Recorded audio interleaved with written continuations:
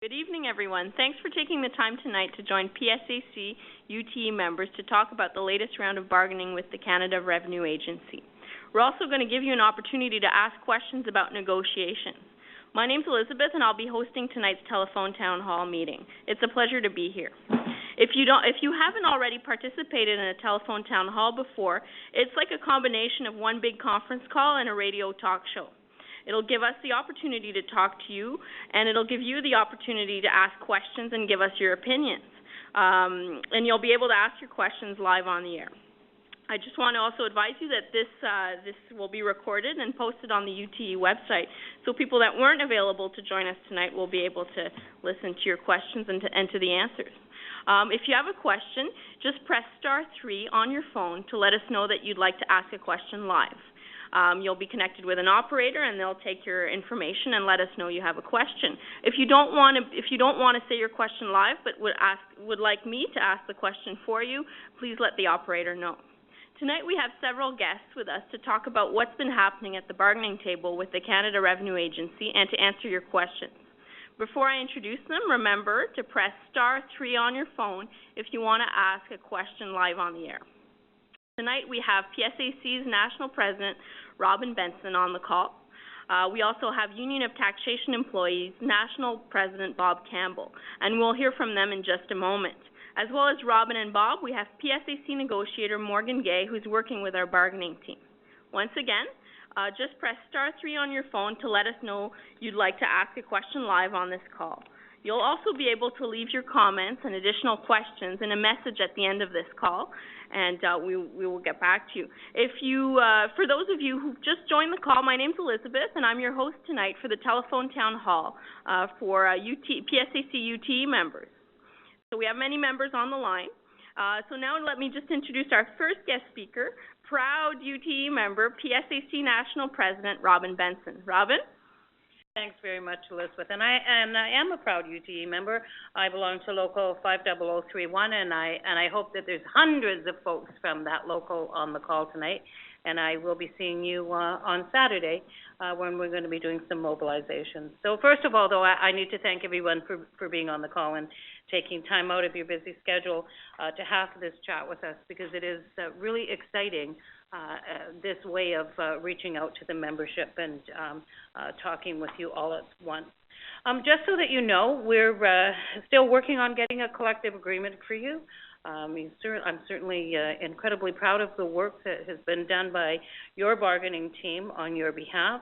And sisters and brothers, quite frankly, we have to support our team because our team is protecting you, the members, and protecting our collective agreement.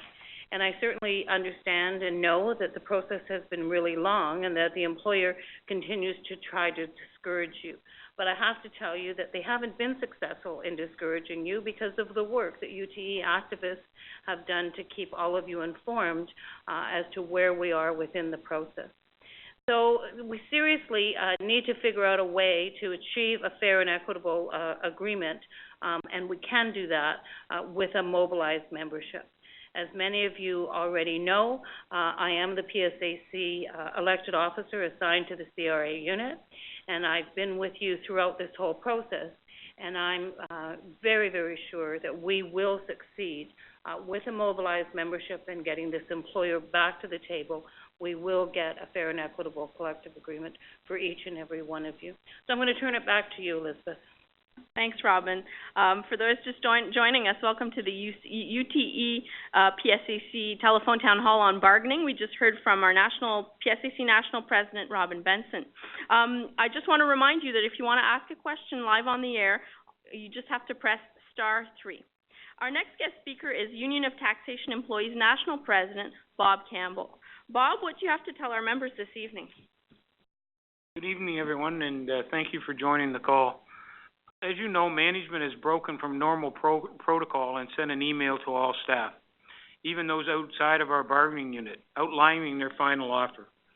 This has caused many of our members to question why the union has not accepted this and put it to a vote of the membership.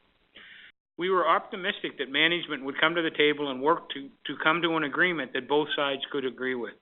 This did not happen during the last mediation session. They came to the table and stated that this is it, either you agree or we let your members know what we have offered. Our team looked at the offer and unanimously agreed it was not a fair offer and that we wanted to continue to negotiate with management. Myself and the national leadership completely supports and endorses the position taken by the team to say no to this offer. But as I stated on our last town hall conference call, it takes two to negotiate, and obviously we have been working on our own. Severance has been a sticking point from the beginning with management, stating that we have to give it up as everyone else has, and there's no way around this. We stated that for us, there's no reason to give it up, and if you want to take something out of our contract, then we need something of greater or the same value to replace it. During the negotiations, there were many attempts by the UTE team to make some movements on this item. Management was not willing to change the mandate from Treasury Board. They are saying we need to give up, and if we have kept it longer than any other group, we should be happy with that. They are dangling a carrot out in front of people with the amount of money they will get. First of all, this is your money. It is already in your contract. They just want to face you to take it now. However, it is worth so much more if it's allowed to continue to accumulate and grow. Also, they do not mention that this is taxable income, and you will lose almost half right off the top. It could also affect your child tax benefits and your GST credits. Again, I must say, concession bargaining is a slippery slope. First, we agree to roll over on severance, then they'll table proposals to dismantle our sick leave. And even now, we are hearing the government floating proposals to mend our pensions. So please, support your bargaining team and understand that they are doing what they are for the betterment of all members. Ask your employer to return to the bargaining table for meaningful negotiations. Back to you, Elizabeth. Thanks, Bob. I just want to remind everybody to use *3 on your phone to let us know you'd like to ask a question live on this call. You'll also have an opportunity to leave your comments and additional questions in a message at the end of the call. For those of you just joining us, welcome to our telephone town hall about bargaining with the Canada Revenue Agency. We're being joined on the call by many PSAC UTE members. Our guest speaker, PSAC negotiator Morgan Gay, will give us his comments right now. Morgan has been involved in negotiations with CRA since July 2012. Morgan, what more can you tell us about what's happening with negotiations? Thanks, Elizabeth. Hi, everybody. We conducted a town hall about a month and a half ago, and over the course of the bargaining process, we put out a lot of information, just about all of which is available on the PSAC and the UTE websites. So I'm not going to rehash or go over everything that's transpired over the last 2.5 years. Instead, I'll just go over sort of the basic facts, talk about how we have arrived at the stage where we are in the process, and explain a bit the team's position with respect to the employer's latest offer. First, we first met with the agency in September of 2012 in exchange proposals, of course, at which point we posted our proposals and those of the employer on the PSAC and UTE websites. Our bargaining team identified key issues at the outset of negotiations. We made it clear to the agency that we were looking for better job security for PSAC UTE members. We're looking for enhanced protections against the contracting out of work. While technically it's not negotiable, we made it clear that we wanted to use the bargaining process in an effort to achieve new rights and protections for term employees. We also stated clearly that we are looking for leave improvements, looking for more work-life balance for members, and scheduling rights were key because there are a lot of problems across the country with respect to how employees are being scheduled in the call centers and the TSOs. The employer, of course, had a number of concessions that they were seeking, the most significant of which Bob has spoken about a couple of times, that is the employer's desire to get us to agree to the cessation of severance for the purposes of voluntary termination so that it would no longer accrue. We met with the management every month from our first meeting through to the end of 2013. We made almost no progress. In September of 2013, they tabled their compensation package. We also tabled ours. Again, all of that was available on the website. No progress was made, and at the end of 2013, talks broke down. Since then, we have met in mediation 4 times. There was the PIC commission, the Public Interest Commission process that we went through, both the hearing and the report. We met again in mediation a little over 2 weeks ago. You know, over the course of the process,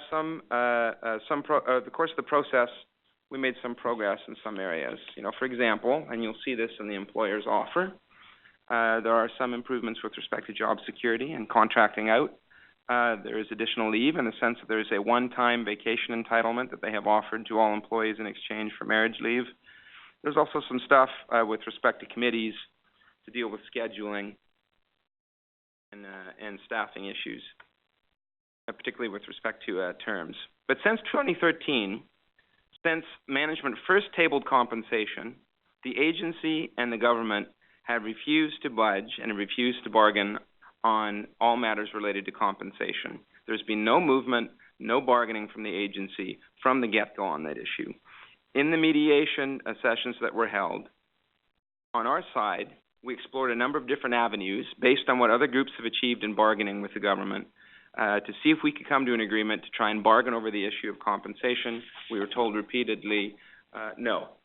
The Treasury Board, who in this round of bargaining, the CRA is obligated now to go to get a mandate in bargaining to try and reach a settlement with us, have said repeatedly, no negotiation on compensation, no. So we were final offered the week before last.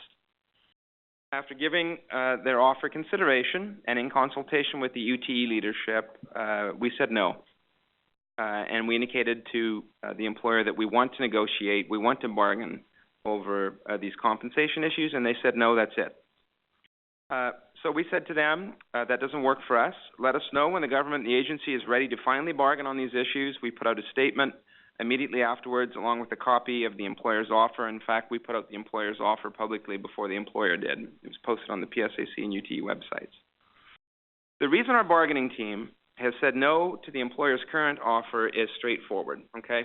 Since 2010, when the first agreements were reached in the public service, wherein the parties agreed to end the cessation of severance for voluntary termination, a lot has happened since then, a great deal. Public servants, including CRA workers, are now forced to pay much more out of pocket for the pension plan. There have been cuts to the pension plan in the sense that new workers starting a couple years ago now have to work longer to be able to access the benefit. The government has cut retiree health benefits. Workloads for CRA employees across the country has increased significantly. Now the government is asking us to give up the severance, and in addition to that, it's crystal clear to all that in the next round of bargaining, the government's going to want to take away the sick leave and replace it with a short-term disability plan. They've been very clear about that. And so, in exchange for the cuts to the pension plan, the changes to the pension plan, the giving up of severance, the cuts to the retiree health benefits, the increased workload, in exchange for all of that, we are being asked to agree to a 1.5% increase in the first year, a 2% increase in the second year, and what's called a Me Too clause in the third year, which means the raise in the third year would be pegged to whatever is bargained elsewhere. And all of this has been tabled when there are tens of thousands of other public servants that have been offered much more than this and were able to arrive at a settlement. And all of this information, of course, is posted on our website. For some groups, there have been grid adjustments. For other groups, there have been annual allowances. Even in the case of CRA, the agency has agreed to increases over and above what we've been offered. They have agreed to increases for over 4,000 workers in the AFS group that exceed what has been tabled for us. So clearly in the minds of CRA, it makes more sense for them to agree to increases above and beyond the pattern that they perceive for the AFS group, and we're told no. The Commissioner said in his statement to the employees that the package that management has tabled reflects what's been agreed to in the broader public service. That's true, but it's not the whole story. What the Commissioner failed to mention is that there are tens of thousands of workers in the federal public service that have been have seen much better settlements than what's being tabled for us. So, basically, in bargaining, we are told by the Harper government and CRA that we have to agree to less than what has been settled on for other groups, and we don't agree. We want to negotiate. We want to bargain compensation. That hasn't happened yet. And we want the CRA to bargain with us like it did with PIPs for the AFS group, like the government has done for so many other groups, including other PSAC groups. We're simply looking for the same thing that has happened elsewhere, and so far we've been told no. So we are hopeful that in the not-too-distant future here, the CRA will come back to the bargaining table and finally negotiate compensation with us. Elizabeth? Thanks, Morgan. Okay, so we're going to be able to hear your questions live on the air in just a couple of minutes, but first, we have a question for you. So we're going to be doing a quick poll, and the great thing is that we get the results right away, or pretty close to right away. So here's the first poll question we have for you today. We know you've all received an email from the Commissioner outlining the agency's offer. Since mediation talks with CRA ended on May 21st, the Union of Taxation Employees has put at least 4 documents explaining our position. Our first poll question is, did you receive these documents from the local? And so I'm going to give you a couple of different answers and ask you to press 1, 2, or 3, depending on which answer works best in your situation. And I'll repeat these twice. So here are the options. To the question, did you receive these documents from the local? Press 1 if you received our union's documents and understood them. Press 2 if you received our union's documents but did not understand them. Press 3 if you did not receive our union's documents. So once again, here are the options. Press 1 if you've received our union's documents and understood them. Press 2 if you've received our union's documents but did not understand them. And press 3 if you did not receive our union's documents.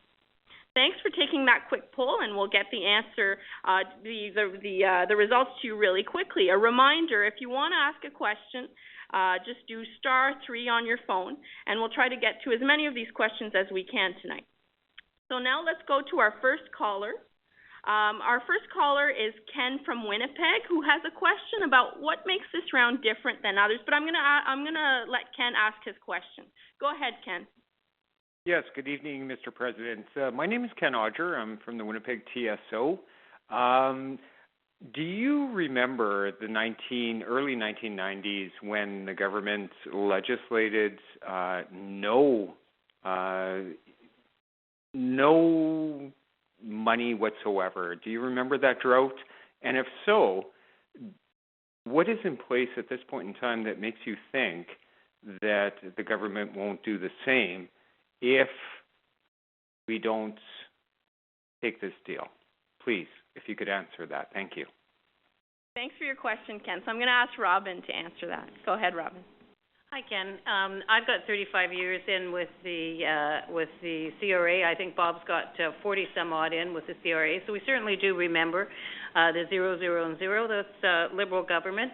Notwithstanding the fact that they also it was started with Conservatives, and I think it's the Liberals that actually froze the increments. So we certainly have a history with both Liberals and Conservatives in terms of negotiations. What makes this round different is that they've come to the table, but they're unwilling to move off of their stand. Even though they have certainly negotiated better economic increases with other members of PSAC, Treasury Board units, PIPs, as an example, which Morgan, our negotiator, spoke to just a minute ago, and the PIPs members from CRA got better economic increases.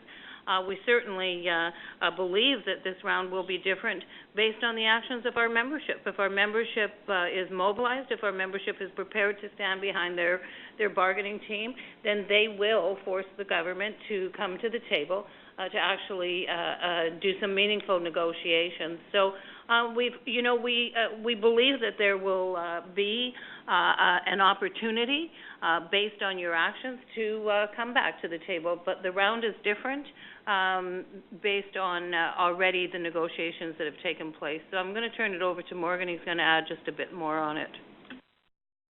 Thanks, Robin. Yeah, I was just going to point out, and this is actually something Robin already touched on, but over this cycle of bargaining, for this round, there have been between 25 and 30, I can't remember the total number of collective agreements reached with the government or with separate agencies. All of them were freely negotiated or arbitrated. and the government did not legislate anybody. And so we have zero reason to believe that that would happen in our case. And the thing to keep in mind, too, is the House rises in a couple of weeks, and they've indicated they're not coming back again until after the election. So I just wanted to build a little bit on what Robin said, and I personally have negotiated many agreements over the course of this cycle of bargaining with other federal employers, and they were all freely negotiated. And in many cases, like we pointed out earlier and Robin said, other employers have agreed to more than what the CRA has put on the table at this point. I just wanted to add, since we've started negotiating, all we've heard from a lot of different sources is, well, they're just going to legislate. This is the government. They're going to do what they want. There has been no legislation talked about being put into place. There's been no legislation brought forward. If you look at back when CRA, the PIPS members signed and gave up their severance, one of the reasons they stated they were doing that is because they wanted to try to get something before it was legislated. There's been nothing there yet. They want us to agree to concession bargaining. And why they want that is they want everybody in the public service to agree to tear up sections of the contract. And if they can get you to agree to one, and has been said and has been proven by us, is severance is your first step, sick leave is your next step, which is on the table for everyone except us right at the moment. And then the next step, and we're hearing it now, is they're going to be coming after pensions. They want you to concession your own rights away, and we have not heard anything on legislation. Thank you for your question, Ken, and thank you for the answers, all to Robin and Morgan and Bob. So our next, before I get to our next question, I'm just going to give you the results of the poll. So we asked you if you would receive the union's documents and explaining our position on the employer's offer, and here's what you had to say. So 70% of you said you'd received and understood the documents, 12% of you said you'd received the documents but didn't understand them, and 18% of you said you did not receive the documents. So thank you for that quick poll. That's really useful information for us. So now on to our next caller, and a reminder that you can do *3 at any time to get in queue to ask a question to our guests tonight. So our next question is from Richard in Surrey, who has a question of what happens. I think his question is about what happens if management doesn't go back to the table. But to be sure, I'm going to ask Richard to go ahead and ask his question live. Go ahead, Richard. Hi there. This is Richard. I'm from the Pacific Region Call Center, and it's a question I receive from my members is, what if management refuses to go back to the table? What is the next step of our bargaining team or for the mobilization of our members, I guess? Thanks, Richard, for your question. I'm going to ask Bob to answer. Go ahead, Bob. What's happening right now is management believes that they speak for their employees and that the union doesn't. They believe that they can put this offer and there'll be so much support for this that we'll be forced to try to do something and accept this. Our actions are very limited at this time. We've just started trying to take actions because we're trying to negotiate. For us to get them back to the table, we will start ramping up our activities. We have withdrawn from things nationally as far as committees go. We have got locals across the country that have been pulling a lot of different activities, anywhere from having tweeting to the commissioner, asking him to go back to the table, that our members deserve a fair contract. So what we would do is add more activities. I was at two AGMs last week in Toronto. An AGM is an annual general meeting, and both of the meetings had well over 200 people at the meetings. There was great support for the team from both meetings, and they started throwing out ideas of what they could do to force the employer back to the table. Two or three of the people there came up with the ideas that we should be emailing the commissioner, stating, I don't accept this offer. And you have a right to email the commissioner because he's asking you to contact him. Now, be respectful, but you've got the right to email back to him and say this offer is not acceptable. We will keep ramping things up to force them back to the table. And the more we can do, the more they're going to have to come back to the table, and we can actually start negotiating on the wage package. Thanks, Bob. Just a reminder that if you have a question, you can press *3 at any time to get in queue to ask your question. So our next question is from Nicholas from Winnipeg, who has a question about Bill C-59 and about sick leave. So I'm going to ask Nicholas to ask us his question live. So go ahead, Nicholas. Hi. I haven't heard much about it, but I did read Bill C-59, and I was just wondering what the union's doing to fight the legislation in there that says that the government can disregard the Public Service Relations Act, and also why has there not been any awareness raised about this during this time when they're sending these emails to us, while it seems like they're doing a sleight of hand trick by passing this legislation. Thanks, Nicholas. I'm going to ask Robin. Thanks, Nicholas, for the question. I'm really sorry that you haven't heard anything about it. I'll be in Winnipeg June 11th doing meetings at the Fairmont, 11:45, 12:30, I think it's 3:30 and 4:30 to talk just about this very issue, C-59. The reason, Nicholas, is that you probably haven't heard too much about it is it doesn't impact UTE CRA yet. And I say that because the Budget Implementation Act, C-59, is for the core public service, so it's Treasury Board proper that it impacts right now. If you've read 59, then you know that it's Division 20 that we are fighting, and we are fighting it.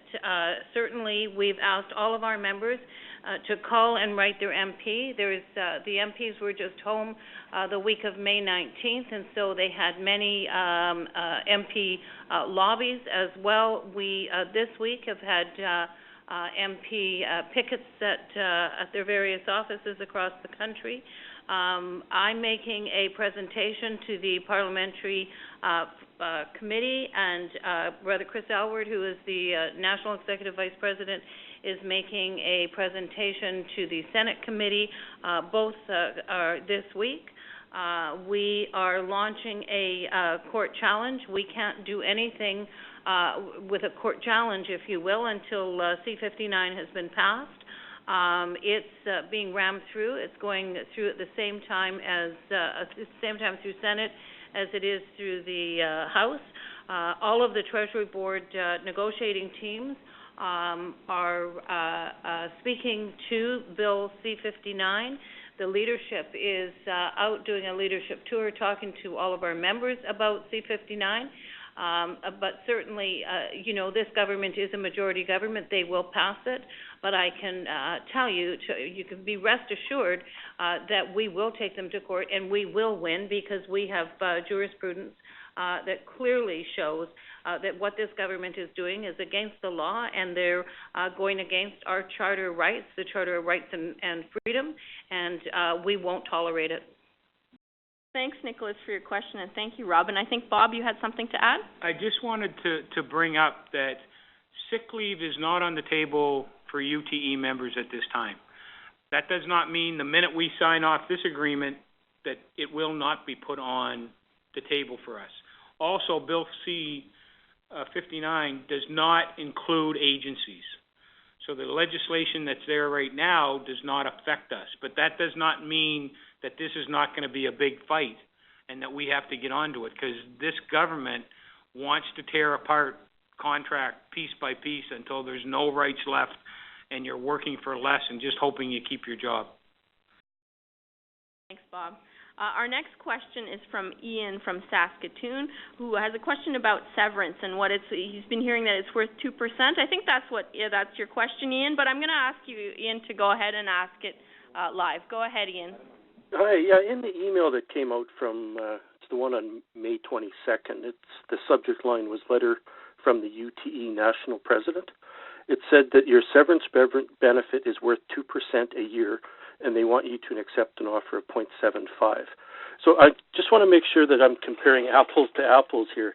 In the letter from Mr. Trush, they said that they were offering us an extra week, which they say is worth 2%. Well, I'm going to get paid that week whether I'm working it or whether I'm on vacation. So I don't really consider that to be an offer. It's a perk, I suppose, in getting an extra week. But I'm wondering if the 2%, when we say that your severance benefit is worth 2%, is that 2% only for people who receive a full pension at 65 or after, at 35 years or 30 at age 55? Because if I was to retire early, say at 63, I don't get a full 2%, I believe. I think part of it is the bridge benefit that ends at 65. So I'm wondering where that 2% in our email came from. Thanks for your question, Ian. I'm going to ask Bob to answer. Go ahead, Bob. Ian, basically what the value of, you're mixing your pension and your severance up. There's two separate things. Your pension is 2% per year for every year you work, but your severance is also, when you calculate it out, what that increases in your bank, that 1 week for every year of service. It works out, as he said, if I give you a week, it's worth 2%. Well, you're only getting that week once, so you get 2%, but that 1 week. On your severance, it's a value, the 1 week, of 2% of whatever your salary is the time you take your severance out. So just looking for an example, why we've been negotiating. And everyone said, well, we should give this up and all the rest of it. We've gained 2% per year, almost 6% in your pocket for the severance that you will eventually get at the end of time, when you get your 30 weeks in, or if you're 20 weeks in, or whatever it is that you leave on voluntarily when you leave. So in other words, if you look at what management is put out in theirs, saying an SP4 gets 12 weeks, they get a certain amount of money. Well, the other thing to look at is at the end of that 12 weeks, you've got another 18 weeks if you work for 30 years that you're losing, that money's not there. And what they're offering you for giving up that 2% is 0.075, less than 1%. So you're giving up a 1.25% that you would lose every year after that. I hope, but the value is calculated as 2%, where the 1 week, as you're right, the vacation is just a 2% one time, where your severance accumulates until you hit 30 years or when you leave. Thanks, Bob, and thanks, Ian, for your question. Before we get on to another question, I'm just going to do another quick poll. This is really useful. It gives us great information. So here's the question. We want you to tell us what additional information you need on what's happening in bargaining, and your answers are going to help us get you that information you need. So listen to all the options and press the appropriate button. I'm going to repeat them twice. So press 1 if you have questions about the employer's offer. Press 2 if you have questions about a strike vote and if a strike might take place. Press 3 if you have questions about what could help our bargaining team reach a fair settlement.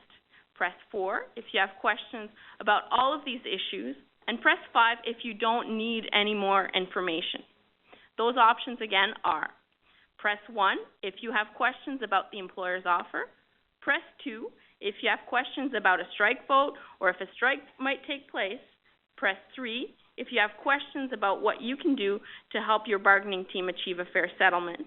Press 4 if you have questions about all of these issues, and press 5 if you don't have any questions. So thanks again for answering that question, and we'll announce the results shortly. Don't forget, if you want to ask a question live on the air, *3, and we'll try to get to as many of your questions as we can. So our next question is from Patricia in Edmonton, who's wondering about if the employer putting out this offer is bad faith. But I just want to be sure, Patricia, do you want to go ahead and ask your question on the air? Patricia? Was it Pat or was it Patricia? Was this your question? Then no, I'm Pat. I didn't put my name as Patricia. I want to make sure I've got the right cue. Okay, well... I'll ask my question anyway. Okay. Okay. For the bargaining team, and hi to all of you. I'm glad you're doing this and taking the time to talk to us. My question was with regard to the email that we got from the commissioner. How can they do that? Isn't it illegal, or is there some reason that they cannot contact us with regard to what our bargaining team is doing for us. How can they step forward and say, we're doing this for your benefit, when we all know they're not? But they're confusing the issue. How are they getting away from it? And that's one of my questions. You talked about suggestions earlier, so I'm just going to throw this in real quick. Suggestions about hampering issues for the employer while we're going through negotiations. I have said this for years. I have been following this for years. Don't participate in the fundraising that makes the employer look better, because all they're doing is taking more money out of our pocket and making themselves look good. Anyway, my question is with regard to the email. Okay, thanks, Pat. So I'm going to ask Morgan to go ahead and answer your question. I'm just going to speak to, hi Pat, I'm just going to speak to your question about management putting out their communication to the employees. The answer to your question is they do have the prerogative to do that under the legislation. They can communicate information that is factual, provided it is not done in such a way as to manipulate, provided it is not done in such a way as to intimidate, but they are entitled to offer an opinion under the legislation to the employees, and they are entitled, to communicate to the employees what they have tabled with the union. Now, Bob alluded to this earlier, and you've touched on this, I think, as well, Pat. They're doing this because they believe what they've done is reasonable, and they want the employees to clamor and turn on the union and say, we want you to give up. And so I have been through this a great many times with other employers. This is not an unusual tactic that an employer engages in at this stage in the process. Let's be clear here. The employer and the government believe that we're being unreasonable, that we should just give up. And we don't agree with them at all. And so that's why they put this information out. And so if there was anything in those communications that we felt like warranted a bad faith bargaining complaint, we would have filed it. We have done that against a lot of federal employers lately. But to answer your question, they do have the prerogative to put that out. Bob, I don't know if you wanted to speak to the other piece that Pat. Yeah, Pat, I totally agree with you. We spend too much of our time doing activities because we're very good people. That's the biggest asset that CRA has, is that they've got great staff, and we've got great employees. But we do a lot of stuff that makes the employer look very good. They even if you look at Public Service Week, where once a year they give you a hot dog, or I think their spending budget is somewhere between $2 to $5 per employee, and our people go out to it, and it's like, oh, they really appreciate me. Well, if they really appreciated us, they'd come to the table and negotiate fair wages and a fair compensation and where we're at. But any activities that you have for suggestion, please go and contact your local executive. Give them the ideas. All the locals are coming up with different ideas, like I said before, and any ideas that you have to help us put more pressure on the employer, the better they are. One of the ones that seems to be working very good across the country is to email the commissioner and say, this offer is not acceptable, and I support my bargaining team. As I said before, be respectful, but it's growing, and a lot of locals and a lot of members are starting to do that. Thanks, Bob. So we just got the results from the poll. So here they are. So when we asked you about what additional information you need, here's what you told us. 2% of you said you have questions about the employer's offer. 31% of you said you have question about the strike vote, about a strike vote, or if a strike might take place. 11% of you said you have questions about what you could do to help our bargaining team reach a fair settlement. 48% of you said you have questions on all these issues, and 8% of you said you don't have any questions. So thanks for answering that. So now for our next question, the person has asked me to ask it to our panel tonight.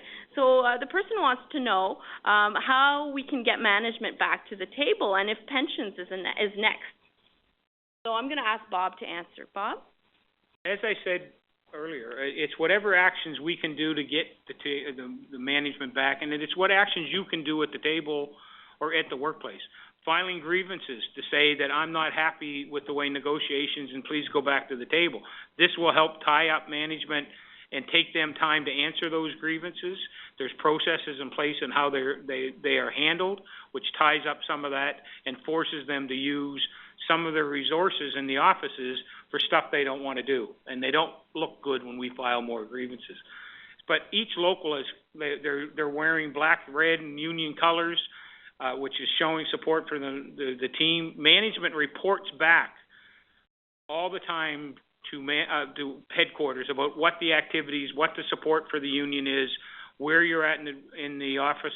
I always use, for an example, the Burnaby Fraser tax office. I was out and walked around to see the amount of bulletins and posters and union paraphernalia that's up in the office saying, I support the bargaining team, is unbelievable. And we hear from management all the time about the strength of that out there and the support of the union. We need more of that across the country. We had a newsletter and we sent out a little poster in there that says, I support my team. We asked people to take that, put it up in their worksite. If you have that, or if you can just make up a sign and put it up, or talk to your local and get that, that's the way to get this back. There's a couple questions that came forward during that last survey that I'd like to answer because I don't want anyone to think we're trying to hide from questions. One of the questions that I was emailed on, and what's here, is the one about what happens if we go for a strike, or how's that going to happen. We sit and discuss where our actions are. We have not started thinking about going on strike. We don't believe at this time strike is our best option. Our best option is to take other activities to get them back to the table, to do workplace actions, to show the support for the bargaining team. The strike, where we think at this point, is that if we go for the strike vote and we go on strike, that this government would legislate us back. And it's not going to give us the time to make a decision to force them back to the table. It could come to that in the future where we have no other option, but before we do that, Sister Benson would have to call for a strike vote, and we'd have to go to you, ask for a strike vote to get that, and then we'd have to use that within 60 days. So the questions that were there about the information and what you're looking at, we want to make sure we're answering those, and if you don't get the answer tonight, please go talk to your local executive, because we really need you to understand where we're at. Thanks, Bob. And thanks for that question. So our next question comes from Lorenzo in Edmonton, who has a question about the reasons that the agency had for this offer. But I'm going to go ahead and ask Lorenzo to ask his question live. Lorenzo? Yes, thank you very much. It's actually a two-part question that I have. The first part of the question is, how far apart are we from their offer and what we're looking for? And the second part is, indeed, as you've indicated, are they giving any reason for trying to give us so much less than other unions have been taking or getting, other than just that they've been mandated to do so? Are they giving any kind of justification for it? Thanks, Lorenzo. I'm going to ask Morgan to answer. Morgan? Lorenzo, with respect to your first question, how far are we apart? The problem is the employer won't effectively negotiate over the issue of compensation. I can tell you that in mediation, where, there are some informal discussions that take place, the union, on our end, we looked at a couple of different options, models based on what's been agreed to with other federal employers, annual allowances, different things that would be roughly the equivalent of what we consider severance to be, or something analogous to that. Problem is, they say no to everything. And so, I've been in a lot of negotiations where we're not that far apart at all, right? But with this negotiation, you can say that we're very far apart. It all depends on how you look at it. The problem is that they don't bargain and they haven't moved, and which leads me to your second question. The bottom line here really is, in my opinion, Treasury Board's calling the shots here. The agency, we believe, and we know, in fact, have had discussions with Clement, with Minister Clement, and with the Treasury Board in an effort to get a mandate to get a settlement with us, to free up some money so there can be some additional compensation so we can get to a deal. The Treasury Board, to be clear, did that with a great many other groups, and at this stage in the game, the Treasury Board is saying no to CRA. There'll be no more money, nothing, no. And so we're saying no. We believe that there's no reason why we should be treated differently from tens of thousands of other federal public workers. And so the answer that they give us is, A, we don't have a mandate, and B, we don't have any money, which both go back to the same thing, which is Treasury Board. So I hope that answers your question. Elizabeth? Thank you, Morgan. I think Bob wanted to add. I just wanted to bring in, one of the things we're hearing from some of the membership is, why is this taking so long, and how come this is happening? As everyone knows, it's been around for a while, we changed the way bargaining was done when we could bargain with the agency. And we settled 2 contracts prior to contract running out, which was a great amount of work for us and the employer at that time.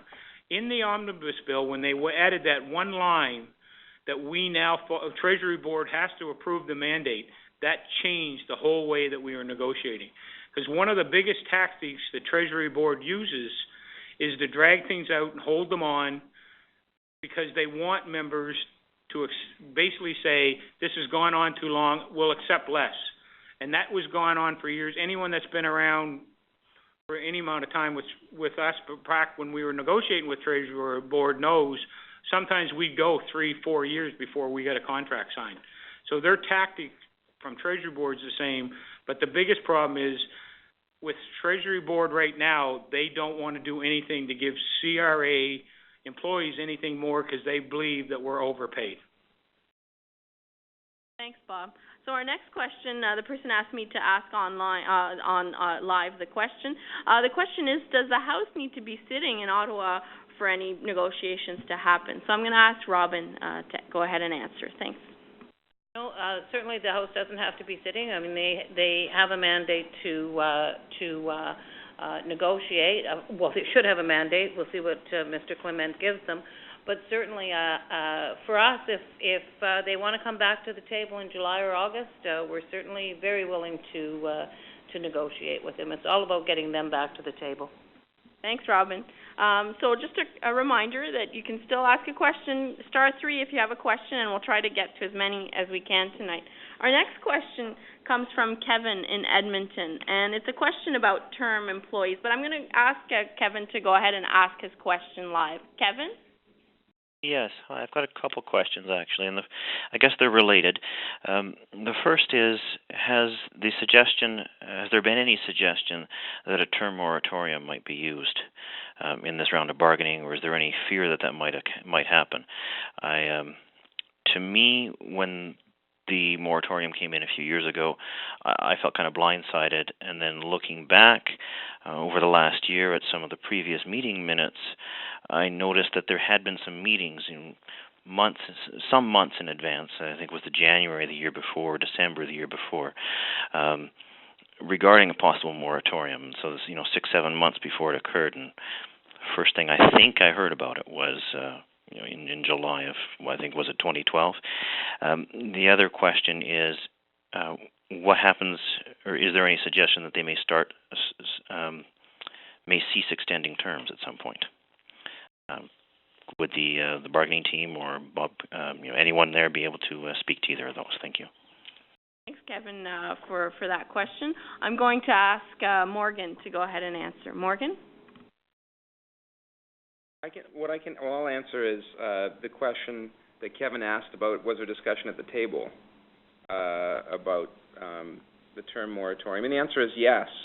We had a great deal of discussion at the table with respect to terms, and you'll note that in my opening remarks I pointed out that we said a key issue for us in this round of bargaining is what we perceive to be, quite frankly, the outrageous use of terms with respect to CRA.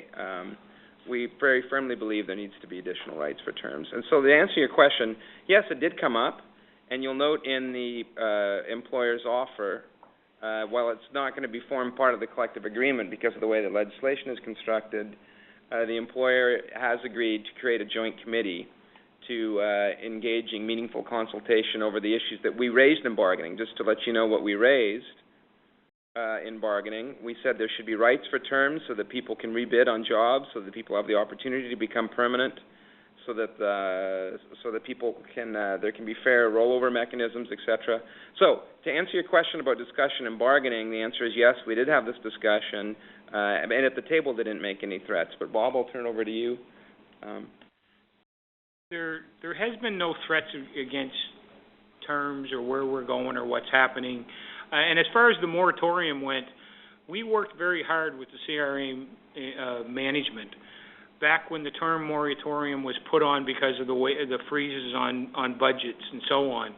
And we were one of the last groups or agency to get the moratorium put on. And we worked hard to make sure that management understood we did not believe that we needed that at that time. And they did listen to us at that time. And we were one of the first ones to come out of the moratorium.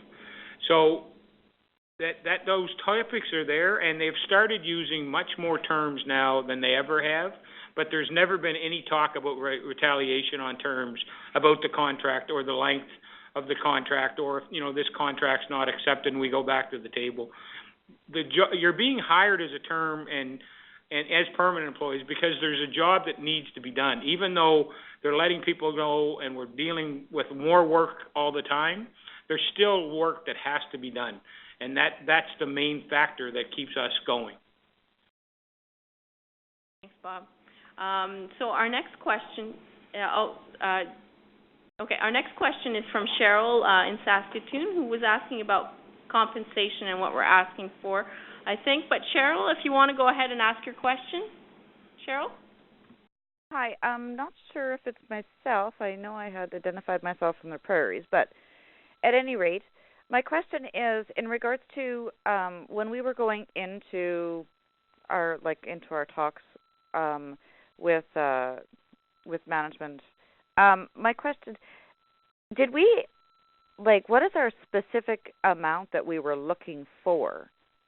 I understand that severance was a huge issue, but aside from severance, what are we asking for exactly in regards to compensation? I realize that you said in the last question that they're not even close, but what exactly are we asking for?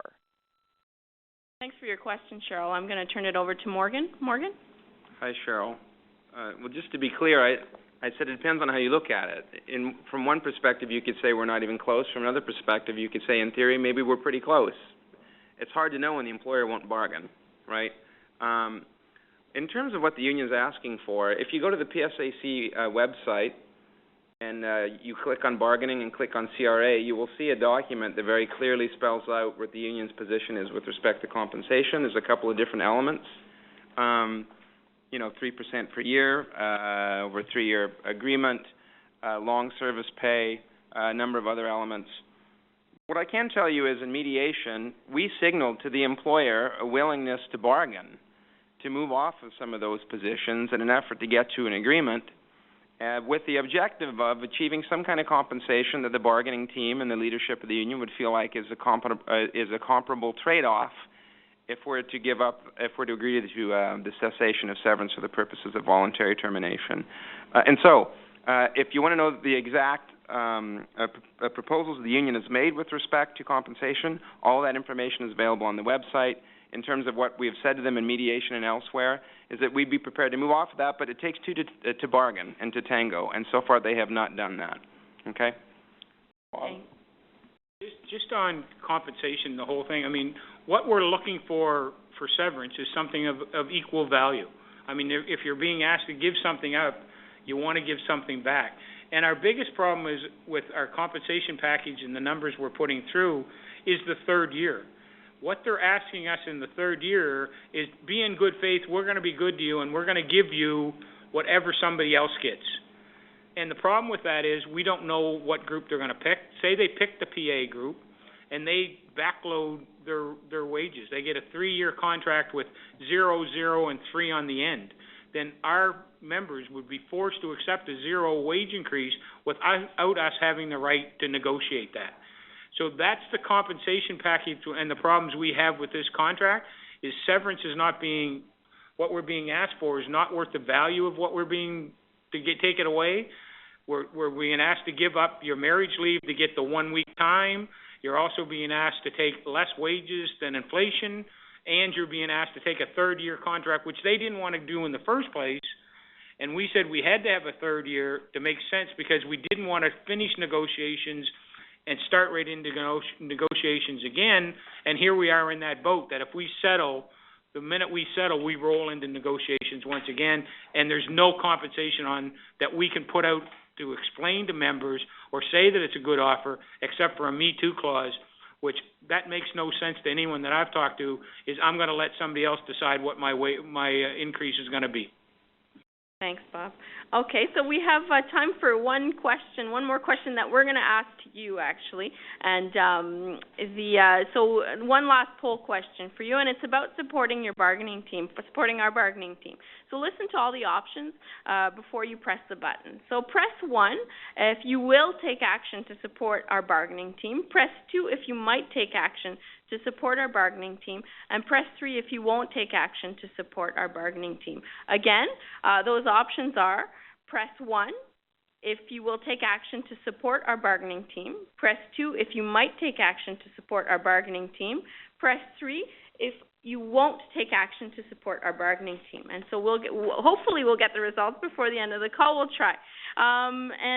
So that's about all the time we have tonight for questions, for live questions. I remind you that you can leave comments and questions on a message at the end of the call. And before we end, Robin, do you have any last remarks for our members? Thank you, Elizabeth. I just wanted to add, having been a term employee myself of the CRA, having gone out on strike as a term employee, there won't be retaliation to the terms if this is not accepted. Quite frankly, should there be any kind of whiff of retaliation, that's why you have incredibly hard-working stewards and local executives to protect your rights in the workplace. So while I appreciate, the question about the moratorium, and I'm not at the table discussing that, I can tell you firsthand, having lived at the tax center as a term employee, having worked for 20-plus years, 35 years now with the government, but 20-plus in the tax center that has hundreds and thousands of terms, you are no different than an indeterminate. You have benefits within the collective agreement, and you have the right in your workplace to do what needs to be done to be treated with dignity and respect. So for me, I want to thank all of you for being on this call. It's an incredible way to do an outreach to our membership. I think the questions were really good, and if I sound impassioned about term employees, it's because I've worked with many, many of you over the years. And, certainly not only was I a term, my daughter-in-law was a term. The list goes on, especially if you come from the tax center in Winnipeg. But it was really important, I think, for you to hear from the three of us in terms of our thoughts on the negotiations, the work that needs to be done with respect to mobilizing the membership and getting this employer back to the table. I want to thank you all once again for taking time out of your busy schedule to find out more about negotiations. Certainly, I want to thank Bob and Morgan for being here with us tonight. And I will thank you up front for all of the work I know you're going to do over the next little while to show this employer that we are serious and we want them back to the table and we want a good, solid collective agreement. So thanks very, very much.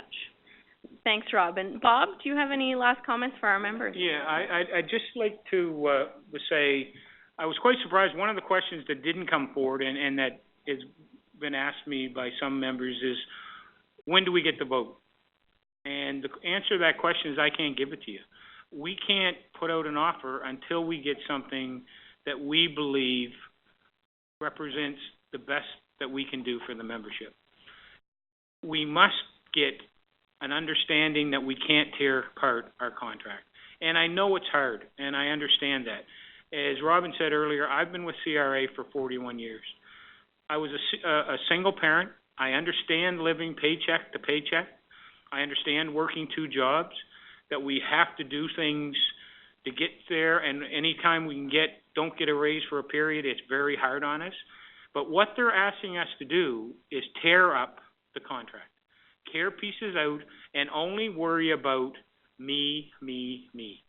We've got to think about the people that are coming behind us. We've got to think about the young people that are in work now and how much of these benefits they're going to lose because we were not willing to stand up. And that's who we're affecting. But it's not even the people that are working here now. It's the people that are coming behind us. And this could be our own children or our grandchildren, and we've got to think of them.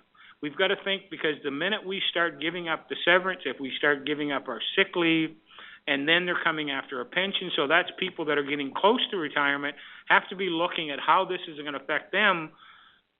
If all of a sudden you think you've got a guaranteed pension and they go into our contract and take parts of that away so that you will not have guaranteed income. And that's where this government wants to go, and that's why we need to stand up. I'm asking you, please, to stand up for yourself, to stand up for the people coming behind us, to stand up for the people that you work with, and support the bargaining team. It's a hard thing to do. I understand that, but we are at a crossroads that if we don't, it's going to cost you a lot more. And they're asking you to take a short-term gain for a long-term loss. So please support your bargaining team, and thanks for listening to us. Thank you, Bob. And I think people have heard your message, because we just got the poll results from our last poll, and 94% of people on the call said that they will or might take action to support their bargaining team. So that's great news. I want to thank our panelists tonight, Bob, Morgan, and Robin, and I want to thank all the members who took part in the call tonight. Just one last reminder that you can leave a message at the end of the call if you have comments or questions you wanted to leave with us. And have a great evening. Thank you very much.